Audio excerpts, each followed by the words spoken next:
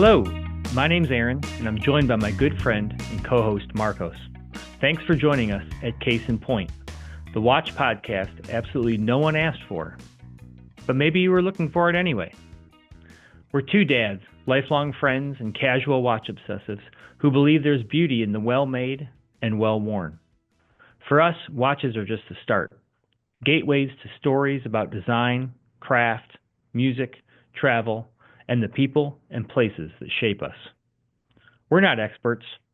We barely remembered to hit record, but we're here, holding time well and sharing what matters along the way. Welcome to Case in Point.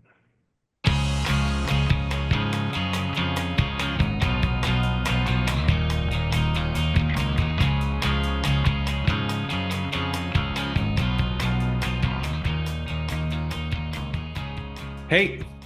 Hey, how are you, Marc? Good, a little tired and out of sorts, but it's been a whirlwind of a week with travel and soccer games and basketball games I need to catch up on. And so, yeah, it's been kind of wild. And you would think that 2 hours would not cause jet lag at all, but yeah, I'm a little bit out.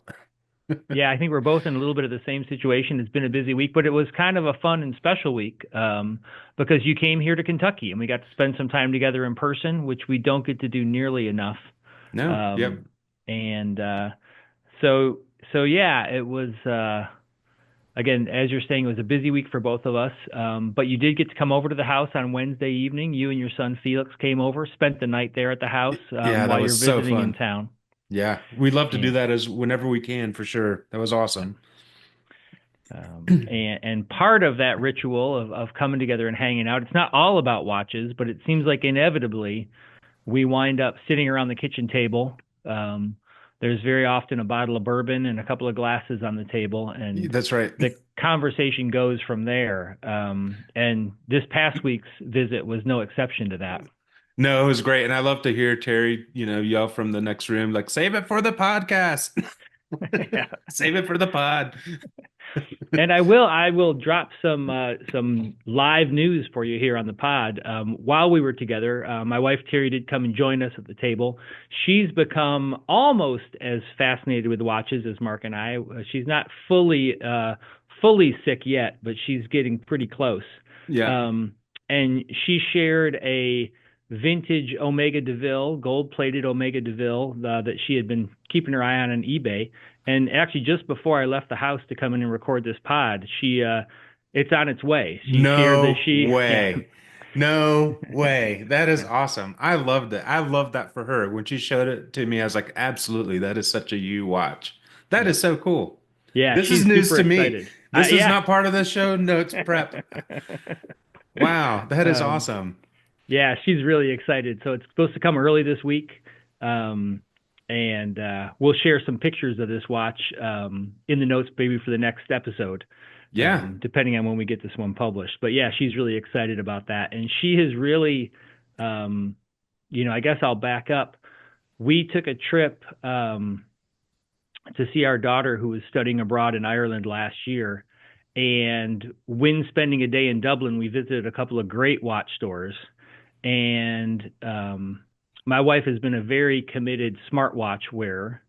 And on that trip, she spotted an Oris that she just loved, a bronze Oris, 36 millimeter pointer date, beautiful light green dial. And it was the first watch that she really was like, oh, I really like that.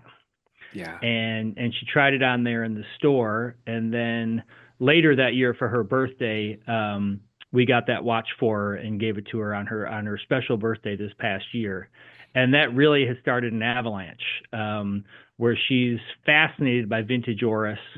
She loves some of the older Omegas and the current modern Aquaterras. Yeah, beautiful watches, man. And so I am a very lucky watch enthusiast who gets to spend lazy Sunday mornings texting pictures back and forth with my wife about different things that we're interested in. So I realize I'm super privileged to have that in my life. Yeah, I get nothing but mild ridicule about all of this from my wife. She obviously supports it and is loves that we're doing this. But yeah, She suggested when we were talking about this last week being the first episode, and of course us talking about the cushions in your watch box, and of course not long before that I had ordered some special cushions, and so she suggested that we call the podcast Pillow Talk. So yeah, gentle ribbing from my wife, but that is so cool. I am so glad that she got that. Yeah, That I is so cannot wait to cool. see it, and I do think it's going to be perfect on her wrist. And yeah, I just can't wait to see it this week. Oh man, that is amazing. So yeah, that was quite a trip. I obviously had some client stuff there to do, which was great, but being able to fit in that time with you all was just incredible. Um, Great to have, Felix come and hang out too. And of course, we were looking over the Seiko that he has now, the most recent one, the SKX013. Right? Yeah. And so yeah, that was a blast. And then of course we did have, like you said, the little bit of a nightcap there. And then some of the discussion got a little bit more opinionated, and Felix had the brilliant suggestion of any of our discussions that we have with a little bit of bourbon should be for our future like supporters group.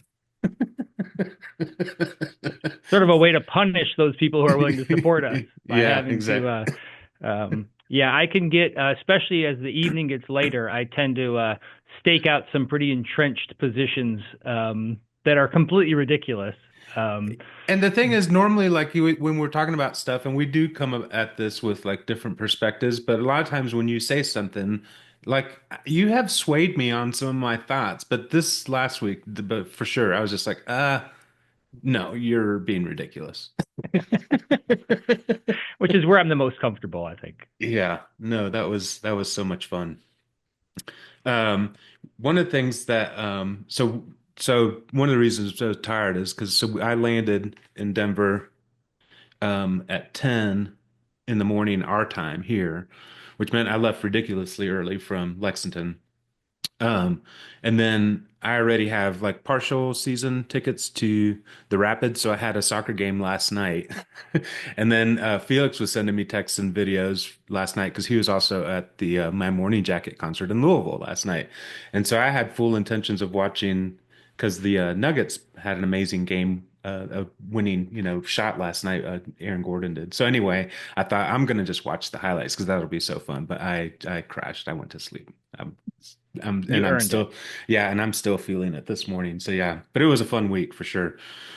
One Yeah. of the other things I got to do, which is really cool and kind of spontaneous on my part, but I had some meetings um, on most of the days, but then I had one day that on Wednesday let up a little early, and so I thought I would run over to Keeneland by myself, which was not something I've ever really kind of, it's usually a pretty planned event, but Keeneland was, so I thought I'm just going to run over there. I got the time, and it was fun, and just running in and doing a little people watching and grabbing a beverage. And usually I do a like a first for my first bet, and I don't, I'm not a betting person, but my first bet I usually I usually go for number four to win.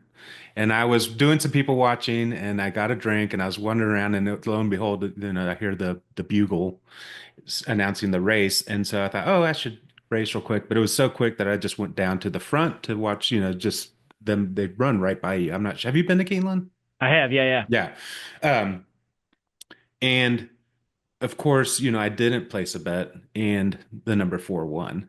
Ah, So then I went and thought maybe I'll race, maybe I'll bet on something else, but I can't pick the number four to win. And And if I had studied the booklet, the next race, I probably would have picked a horse named Sugaree to win because that's a Grateful Dead reference. And of course, I didn't pick the book to read. I just went back, I heard the bugle again, and I was, it was time to refill the beverage. And I went down there, and lo and behold, the next race, Sugaree wins. It's like, well, damn it. I guess I'm just not going to bet today. So I saved some money. And then, so I was just there for a few hours, but it was nice to hang out and, do a very Kentucky thing while I was there. So yeah, yeah. great Yeah, and I trip. should I should say for those folks who are not from Kentucky and aren't familiar with the venues here, of course, Churchill Downs is the most famous venue here in Kentucky, where the That's right. Kentucky Derby runs next week. Um, and it's an amazing place. However, if you do come to Kentucky and you want to see some horse racing, Keeneland, which is in Lexington, Kentucky, Churchill Downs is in Louisville. Um, Try to find your way to Keeneland. It's a beautiful venue, so much more accessible, so much easier of an experience than going to Churchill Downs, and Yeah. really just an absolute blast. Yeah. I think it's like it's it's just so much I just think it's so much better just in terms of that experience level. And of course tailgating there is great, and the people watching is great, and everybody's real dressed up, real whatever. It's just fun. It's a Yeah, great place. Yeah, I love Keeneland. yeah. I bet there's some good watch spotting there. Yeah, I saw, and it's funny because like you see some of these um you see everything from really, folks who are obviously, visiting and maybe super dressed up and they look like, it's like they're at Churchill Downs or something, to like guys that, are probably regulars, and they're trying to make as much money as they can. They're wearing some beat up tennis shoes. But like even on some of those guys with the beat up tennis shoes, I saw a couple Date Just, and I think I saw a Hulk. Um, Rolex. So yeah, there's definitely some cool watches, but on some of those, it's funny to see sort of the non-dressed up, unassuming guys who are there with all their papers rolled up and they're really studying the horses. But there's still some nice watches on those guys, even with the tennis shoes and the dirty khakis and stuff. Yeah. Yeah, perfect, Yeah. perfect. So as we're finally shifting into watches, what do you have on your wrist today? So I'm wearing the Seiko 5 Rowing Blazers, the blue edition. I really love wearing this watch on Sundays because it has the Japanese the date wheel, and it's on red, and so that red pops against this striking blue, which is just such a weird blue for a watch. But yeah, I recently sold an SPB and thought that I needed to have something that was maybe more just more kick around, and something that was just, yeah, just a watch that I just don't care. Like the, kind of a beater, but that's still cool. And this watch is just all the weird things about it are what make it sort of my currently favorite Seiko to own. So it's, I only have the one Seiko, unlike you. Um, but yeah, so I'm wearing the Seiko 5 Rowing Blazers. And then we could talk a little bit about it. I mean, there's a lot of weird little things about it that make me love it compared to sort of the Dress KX that it's based on. Yeah, yeah, and you've always had an admiration, I guess, for sort of preppy culture and some aspects of that. Absolutely, yeah. And I like that there's like a little bit of irreverence in, because I sort of think back to early 90s with, when I was kind of like into preppy culture and stuff for sure, but there's always like that extra added element of irreverence. It was never straight up Polo Ralph Lauren or straight up J. Crew, but that little sort of, and that's what Rowing Blazers does so well. So yeah, it's not necessarily I'm not sure that I'm their target audience in terms of my age bracket, but I definitely love what they're doing. Yeah, and this watch fits perfectly in my collection for sure. I love it, absolutely love it. What And about you? so today I'm wearing the Seiko Tuna. So again, another Seiko. Again, I've got that red kanji day wheel Yeah. that's up on my watch today too. It's a little bit ironic that I'm wearing the Tuna today because my late night rant on Wednesday was about how The podcast is not ready. sort of the position I was staking out was that watches should have 100 meters water resistance. And Mark was like, "Yeah, I think 100 meters minimum that's great."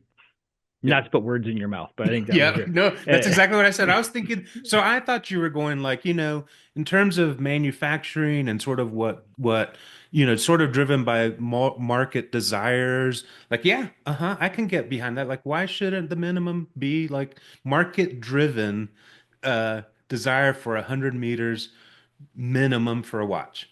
That's not your position. That was not the No, position. And before we sort of get into the neurosis of Aaron, I want to know, like, it's Sunday morning, so you haven't had anything to drink, right? it's correct. Okay, we've got that down. Scouts So I got, Scouts honor. so do you still hold to this ridiculous position?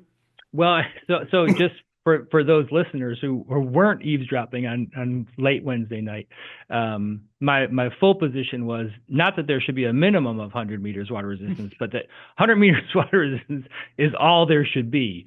And So is I there like kind is there a governing body? I I think mean, there should definitely be a governing body for sure. Um, and So my thinking there, which I do hold to, although I hold it much more loosely now on Sunday morning than I did on Wednesday evening, is just that we put a little bit too much emphasis on extreme water resistance.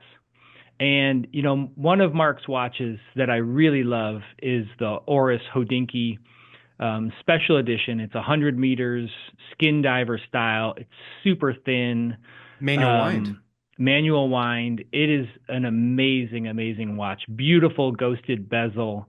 Um, and that sort of thin grace and elegance that you can achieve with a 100-meter or 120-meter water resistant watch, I think is really what most of us need or would want, right? You can go swimming, you could dive, you could do anything that any normal person is ever going to do. And with the exception of watches like the Tuna, like the Ploprof, I think that there's just too much push for 300, 500 meters of water resistance. And you wind up with kind of a heavier, thicker watch than there's any use for. And I realize this is ridiculous. But yeah, I'm willing to stand by that. Yeah, it was funny that it was Felix who said, "Okay, Mr. Tuna." Yeah. It's always good to have your kids around. They don't let you get away with too much. Yeah. No, I mean, on the one hand, like I sort of feel like that Oris is perfect for me just because it it ticks every single box that I want in terms of that vintage appeal. And I just love that. I love that it's manual because that's such a weird, funky thing to think of a diver that's manual. But I can see how that's not for most people. So the fact that you think, no, that's the max anybody should get, the minimum anybody should get is just sort of a bonkers place to be here. Yeah. But no, I do love that watch. It's perfect. Yeah, it's an amazing watch, and of course, people should have all the choices that they want. And just because it's right for me certainly doesn't mean it's right for anybody else. However, and what did Terry say when we were sitting around the table? She said, "With you, the truth always comes after the but." Like so. I might start with a reasonable perspective. I just think that a lot of us are wearing watches that are thicker and heavier than they need to be for any situation that we're ever going to put them in. And I love having something that's going to last and be durable. Um, So, so I'll stop here. And again, as I'm wearing a 300-meter Tuna today. right. Um, so Way to point out. Yeah. So like, so with that, so what are your thoughts on the new Pelagos? I Ridiculous? I think it's ridiculous. Okay. I think it's a beautiful watch. Every reviewer that I've heard talk about it talks about how well it wears, um, and I'm sure it does. Um, the 500-meter Pelagos, I've had the opportunity to try that on wrist a few times, and I love it. I think it's beautiful. I think it's an incredible watch, as is the new Pelagos Ultra. Um, but I guess in my mind, Tudor got a lot closer to what anyone would actually need with the Pelagos 39. Um, and that watch, which I guess is probably 300 or 200 meters water resistant, I don't actually know, Yeah. but a little bit less than the standard Pelagos, um, could maybe even be a little bit lighter, a little bit thinner, a little bit more graceful on the wrist, Yeah. at 100 meters, at 150 meters, um, and still give everyone who has it all that they Yeah. would ever need. I mean, I guess um so for Tudor as a group in terms of the R&D side of it, like that's awesome. They did it, but at the same time they didn't win that race. Like they Yeah, came out with this thing that's like the best Tudor did, but they're still not, which is way deeper than anybody's ever going to go. right. It's just not, I mean, I know that there's probably the majority of the people we hope find this podcast would probably disagree with us on both of these points, but like it's just not what I'm driven towards. Like it's just not what interests me. I think it's cool, but it's Yeah. just not what interests me. Yeah. Yeah, I think it's cool as sort of a concept car, right? I think it's amazing that Bulgari is making watches that are thinner than a credit card, And it's amazing that we've figured out how to make watches that are strong enough and sturdy enough to go to the bottom of the Mariana Trench.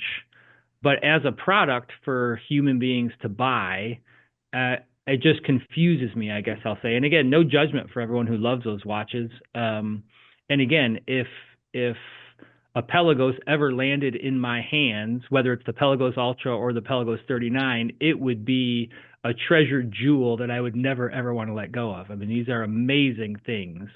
Yeah. Um, but I do sometimes struggle to understand why we're driven to these extremes, I guess. Here I am staking out an extreme position. Yeah. But I also think about it, and I guess probably going on about this too long.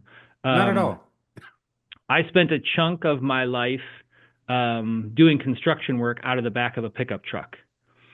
And for the majority of that time, I was working out of a 1992 Toyota pickup. Oh man, I love that truck. I'm, 6'4" tall with long arms, and I can't get my tools out of a modern Ford F-150. I Right. mean, I don't want to be lifting a 12-inch circular saw out of the back of a modern F-150. It's ridiculously big. Yeah. And I just don't understand exactly how we got from that amazing small Toyota truck that I drove for over 300,000 miles and that did all kinds of work, Yeah. towed all kinds of trailers, um, to Oh, these so giant monstrosities that really are, and again, that was a 1992 truck that got 29 miles to the gallon. Um, amazing. Yeah. my new Toyota pickup, which is I guess 2 or 3 years old at this point, gets worse gas mileage. It's Yeah. got a bunch of extra horsepower that I will never need. And again, Yeah. I worked out of that truck hauling stuff all over in all kinds of So conditions. like on paper, it's higher spec, but in terms of everyday use, it's not as useful in some ways. It confuses me as a tool, I guess, right? If you Yeah. think about those trucks as tools, Yeah. a modern God. truck is tough. And I wonder about 1,000 meter dive watch as a tool versus 100 meter dive watch as a tool. Um, you don't Yeah. need all, I would argue that you don't really need that. Maybe I guess what I'm saying is, and this is really going to be a hot button take. This is not supposed to be the hot takes episode on number Hot two, takes. but I guess what I'm saying is 1,000 meter dive watch stops being a tool watch, Yeah. even though its advertising and marketing tries to place it as such. It is no longer the right tool for the job once you tack on that extra weight, thickness, and diameter, Yeah. because it's just got like, if you're doing a job, you don't want to carry. And again, I'll go back to my construction background. Um, if I'm using a drill all day or a nail gun, I don't want it to weigh 2 pounds more than it Oh, needs to. yeah. I'm tired Man. at the end of the day as it is. Yeah. That's a great argument. Damn. Um, yeah. So let me ask you this. And I think it's funny because I think so many people are driven by like, what's the most that this thing can do? And that's what they want. They want to know that this is the most robust or the toughest thing. But like for me, I want like a daily companion that so to me, go back to that Oris. Like if I found myself, by the pool or something, I could do that. If I'm, going out somewhere cool for, nice for dinner, and could wear that watch. And if I were, to go and, I need to go work on something in the yard, like could still be wearing that watch. And that's kind of what appeals to me. But I also know and of course, the look and feel is completely vintage, and that's probably the biggest thing that I'm driven by. But let's say you are driven by like I want to know what the toughest tool is. I guess let me ask you this. Which of the Pelagos would you want if you were to buy a Pelagos today? Because to Well, me, that's like I sort of feel like you are kind of driven a little bit more by spec than maybe I am, and that is the true version from Tudor of what like a a rugged, useful, modern dive watch is. So which would you pick? Yeah, I think that it's funny here, and this is the hypocrisy that people are going to hear on this show all the time. Um, I will say I've never worn a Pelagos 39, but I imagine it would feel amazing on my just under 7 inch wrist. Like it's probably as big a watch as I ever need to wear. Although, again, I'm wearing a Tuna now. It's super comfortable and I love it. Yeah.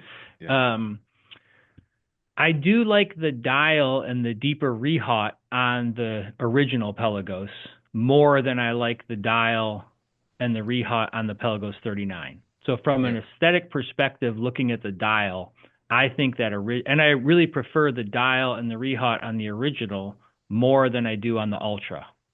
Ah, I'm also not really in love with the light blue text on the Ultra or the red text on the 39.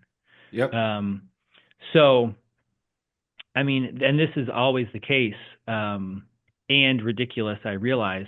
Like, they haven't made the right Pelagos for me yet, right? The Yeah. right Pelagos for me would have the water resistance of the 39, the Yeah. dial depth, um, indices and rehaut of the original Pelagos, and be that sort of black and white only without any extra colors.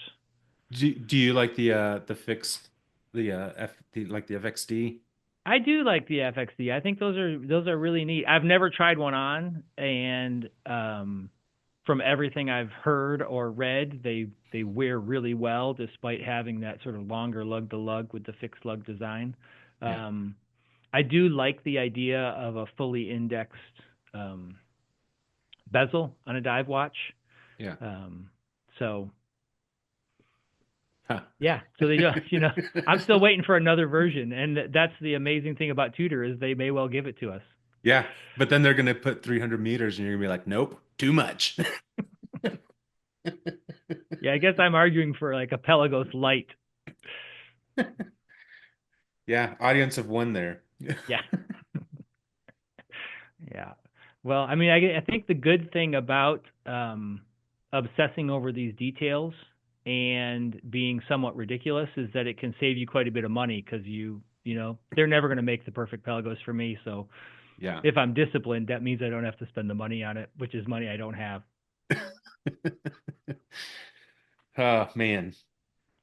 So, yeah, we didn't have any intention of going into all of that. So if Nope, you're not still at all. listening, Hang in bless there. you. Yeah. I did want to back up. In our first pod, we talked about some of the watches that got us into this and sort of got us started. And we both share a love and an early watch, being the Hamilton Khaki Field. Yeah. Um, and I wonder what we didn't do a great job of in the first pod is talking about why we actually like the watches that we reference and why they're important parts of our collection or our collecting journey. But I wonder if you want to share a little bit about the Hamilton and what drew you to that watch and what caused you to recommend it to me when I was starting down this crazy road. Oh, sure. Um, it's so weird because I am always drawn, and I'm trying to think of like maybe this isn't always the case, but I think it's always the case. I'm always drawn to aesthetic first. And that watch just conjures something. And I think back to 1991, but it's funny that it's still true in 2025. Like to me, it's still with its military background and simplicity and design, it just conjures up this outdoorsy ruggedness, faithfulness to you as a wearer. It's just going to be there. It's a trusty companion and ready for anything. And I had spent some time in high school in the South and done hiking and backpack, like camping and stuff like that. And so when I went back home for college, which was Miami, Florida, which is where I grew up. And so I think in some ways I was kind of hearkening back to that outdoorsiness from within an urban, multicultural environment. And so like to me, that's I guess why I was kind of, into, I had light hikers that I would wear as kind of my everyday shoe or Tevas. And when I was wanting a watch, like that watch was just conveyed that feeling of outdoorsiness and ruggedness and ready for anything. Um, but also was down to earth. It was not, there was nothing um, luxury about it, even though it was a Swiss watch. It was, it was just, um, I think those military aesthetics, and that's, I sort of also think maybe why other than that you were interested in that hack from Belova, was that, this was a watch with some heritage, and I knew that that would sort of speak to you. And then they also had the just different colors because you ended up with a kind of the most out there color version that they had from that sort of that the Hamilton Khaki Field mechanical re-release, I guess, from that, from several years back. Um, and I went with the white one this time around just because it was so striking compared, the one that I bought from LL Bean was the black, and that's the one that Felix has now. And so there is that current black one is almost a really complete faithful reproduction of that watch. And with its military, even further back, it has, like a 91, it was already retro, Yeah. harkening back to that military design. And the fact that it's so timeless that it's still the exact same sort of dial that they have now. Um, yeah, that's what I love about it so much. Yeah, it is such a great watch, and so yeah, when you recommended that watch to me, I wound up choosing the brown dial, sort of a semi-tropical dial, I guess you'd say, but sort of Yeah, intentionally brown, um, an aged loom look on the markers. yeah, It was so warm. I don't have that watch. I sold it to a good friend, the photographer who picked up the photography work here at Student Craft when Marc moved off to Denver. So another person with a great eye and great creative sense who loved that watch every time I wore it and would comment on it. And so he has that watch now. Um, but yeah, sort of the warmth of that watch, the the no nonsense, easy to read dial that just gives you all the information that you need at a glance, really yeah, efficiently and effectively. Um, that watch is was such a great first watch for me. Having a manual wind, which is again you recommended and talked about. I can remember you saying that it just seems less fussy than my automatic watches and a little bit yeah, more reliable. And so having that tradition of every morning while I'm having coffee, taking the watch off. I sleep with my watches on, so taking the watch off in the morning, winding it up, putting it back on, really did help sort of develop that connection. And then another amazing thing about those khaki fields is how great they are with different straps. And you yeah, really, even with the brown dial, which probably limits you to some degree, I was still able to throw a whole bunch of straps on that and dip my toes into that side of watches and watch collecting and watch ownership, um, and vary the mood and how that watch felt. I mean, I could, for my lifestyle, which is very casual, I could throw on a brown leather strap and wear that with a sports coat to an event. yeah, I could throw on I wore it probably the most on a Marine Nationale strap, and Erica's original strap, um, tan color, which I think just looked perfect on that watch with the yeah, brown dial. Um, but I had a whole variety and was able to explore different NATOs and different things. And again, it's an amazing part of the hobby that you can give yourself a jolt of exhilaration and fun for a $20 for the cost of a $20 NATO strap. yeah. Um, There's times where I haven't worn it for a while, and then I'll change out straps. You gave me a, TGN NATO strap that when I put that on there, then I find myself not being able to take off that watch for a couple days. It looks so great. It is so great to switch around. It's funny, they came out with a bracelet for that watch, and it just doesn't feel right to me. Like it feels like it needs to have some sort of one piece strap. Which is funny for me because I mostly keep my all my other watches on bracelets. I love bracelets. The janglier, the better. Um, and yeah, there's something about the khaki field mechanical. It doesn't seem right on a bracelet to me. Yeah, yeah, it's a great. I haven't. It's funny. You're right, and I guess I feel the same as far as pictures. I've never seen one on a bracelet, sort of in real life, out in the wild. So I wonder what it looks like there. But I do feel the same way. It is um, such a great watch on a strap and on a whole bunch of different types of straps. I think if you had that black dial and your white dial too, like you couldn't go wrong.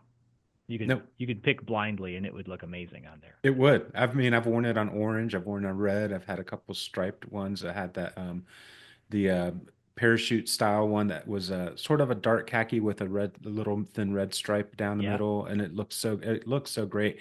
I have a beat up Hulu leather that was it's so worn that it was originally 20 millimeters, but it's so worn that it sort of like has shrunk a little bit, and it looks so good on that.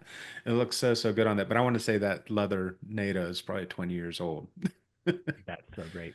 Yeah. And your creativity with straps is something you've definitely passed on to Felix. Your son Felix, with his small collection of watches, he's always coming up with new and different combinations, um, and they're always winners. He's got Yeah. your eye for putting color together and matching things up.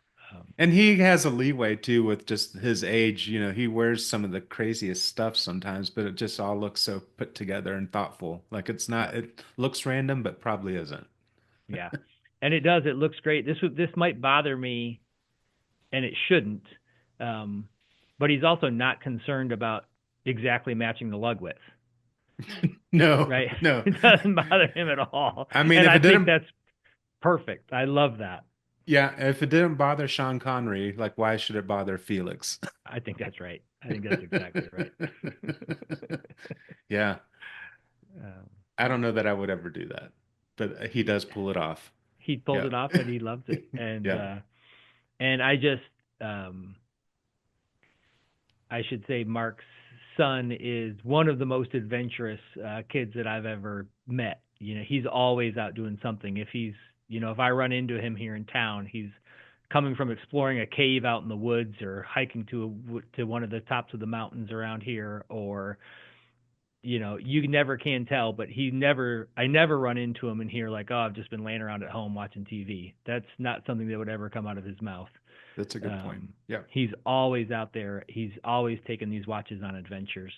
Yeah. Um, and I love that. He's not precious about them at all. And he's super proud of his Casio that's been in the Pacific and been in the Atlantic and been Yeah. on many, many adventures with him. I wonder, so you probably know what's the minimum depth rating on that thing? That's a good question. I don't actually know the answer to that. But it certainly has proven reliable for him. And I think if Felix can't destroy an F91W, I don't think anyone can. Yep. Yep.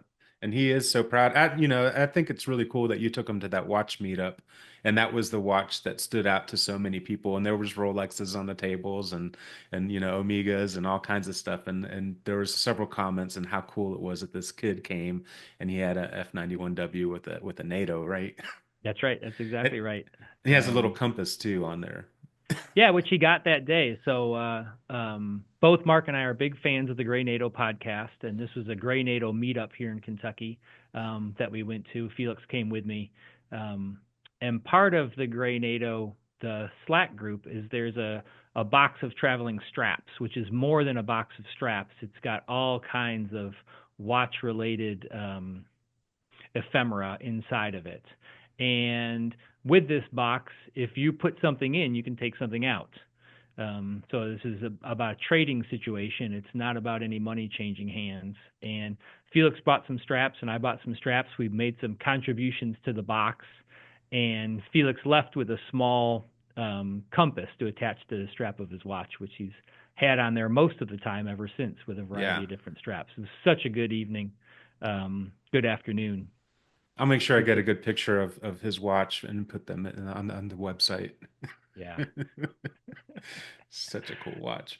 Yeah. So I was wondering, as we were getting ready and trying to get more organized, and folks, we will do our best to get even more organized as the weeks go by. Um, the wrist check is sort of lots of people have experimented with. Do we keep a wrist check in? Do we get rid of the wrist check and have something else? And a concept Mark and I sort of batted around were just the watches that we don't own but can't quite get out of our mind. And Mark, I wonder if there's a watch that's really sort of got your attention these days. Oh my God. I mean, that's an always thing and I think you hit the nail on the head, and that's probably something everybody within the watch community does, and it's always sort of the what's next or what can I get, what can't I get out of my head? Like that's so pervasive. So yeah, I mean, I probably have on Instagram. Honestly, I'm here in my little office here so much, and I will say one way to just do that is just check and see which tabs you haven't been able to close. And for me lately, which is really kind of telling because I'm just now looking at my computer here, but the tab that I cannot seem to close is this Lorca, the model number two chronograph. And again, in terms of aesthetic, that thing is just pure vintage. And I would say that any watch with a bezel that's still at 36 or 37 millimeters is probably maybe on the too small for me size.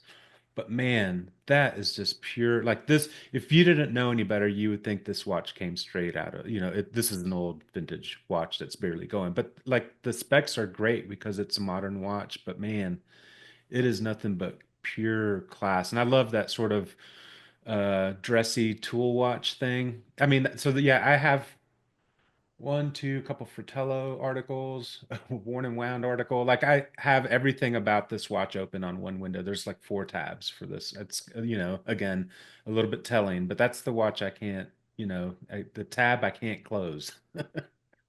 That's amazing. What? It's a beautiful watch, and I'm looking at it here. I've now got it pulled up next to me. One of the things that jumps out to me right away about that watch, one, it has 100 meters water resistance, so it meets my very strict made up rule from the other night. Um, but I love the way that the bracelet connects to the watch head. Something that can bother me about watches is when that end link is either stamped to sort of look like it's a multi-piece structure when it's only a Right. one-piece structure. And the way they've resolved that bracelet into the watch head, I think, is absolutely beautiful and I think pretty unique. It is Um, unique. yeah, I certainly haven't seen it before. There may be someone who listens who could point out multiple references who have something similar, but for me, that's a unique look, and I think extremely well done. What an accomplishment for such a young company. Yeah. And I don't know that if I had this watch, I don't think I would ever take it off that bracelet. I Yeah, love, it looks like it probably wiggles a little bit, but then they have their own version of some sort of micro adjust on there, which, yeah, you look at a bracelet like that, you think it's probably super jangly and bends. I just love the look of that watch. And their number one, their first model, that GMT is absolutely gorgeous too. yeah, Um, yeah, I just love everything about what they're doing for sure. yeah. I couldn't agree more. I think that's an absolutely beautiful watch. Um, so yeah, folks, check out Lorca, um, and should say for sure. And you can tell already from the podcast, no one's giving us a penny to talk about this stuff. Why would they, based on what you've listened to for the last 30 minutes? Um, What but about you? yeah, so The for me, equivalent of the tabs you can't close. the equivalent of the tabs that can't close. And here you go. This is again a glimpse into the great hypocrisy of me. It's the Zin 856. Now, why do people love Zins? Because they're so overspec'd. So here I am arguing against myself. But the Zin 856, so this is sort of the Oh yeah, pulling it slightly up. higher spec'd version of the 556. I love the watch with the Arabic numerals at 12, 3, 6, and 9. It is a reproduction of an instrument cluster dial. Um, Pretty stark black dial with white indices. What's the Um, size? What's the size it's of this? 40 millimeters, which is again a little bit of a there's a number of reasons why I will not be buying this watch. But if I had money that was just laying around, it would be something I would purchase today if I could. Even though I do think it's a little larger than my wrist needs, I think it's beautiful, and I love the luster of the tegimented steel. I think that is just such a beautiful look. It's a little grayer, it's a little warmer than traditional brushed stainless steel. Oh, Um, I remember that. So you had a Zen before that I had that did. same steel. It was the That's same right. steel. Okay. Yep. Yeah, that was an amazing color.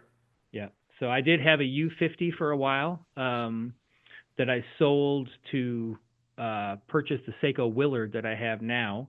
Um, Beautiful watch. I was actually lucky to have the U50 Professional, which is a limited series. Um, and yeah, I love the steel. I love the H-Link bracelet.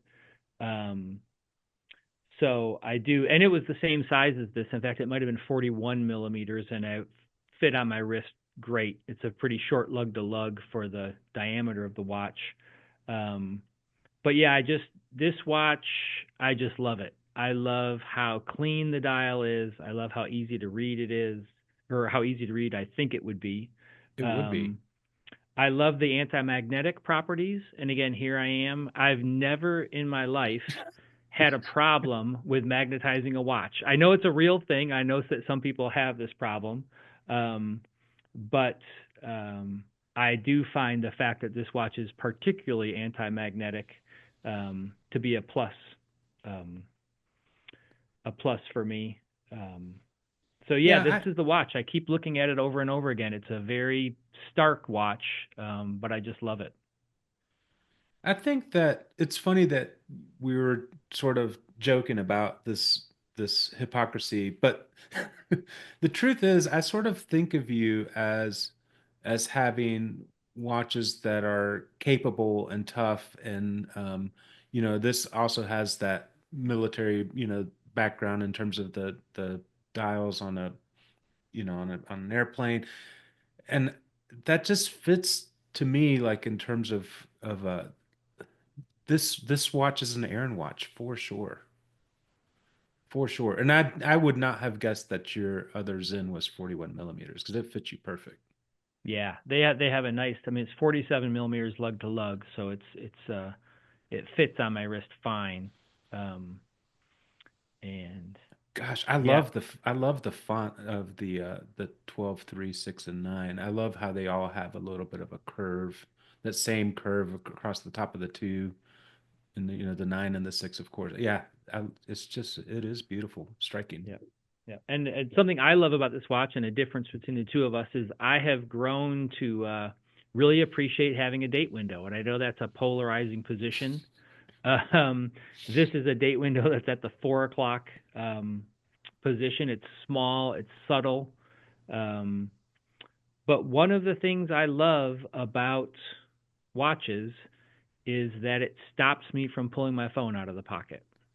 And I Sure. do need to know the date multiple times in any given workday. And uh, my brain has softened up enough that I can't quite remember what the date is from when I looked at my watch 2 hours earlier, so I have to Yeah. check again.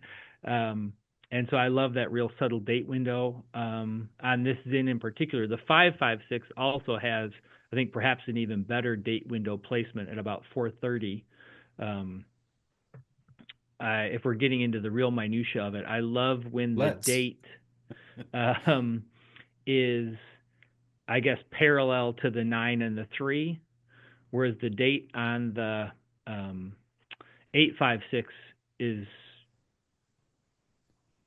is not on the same horizon line as the 9 and the 3, if that makes sense. I don't know that I'm describing that very No, well, I think you're right.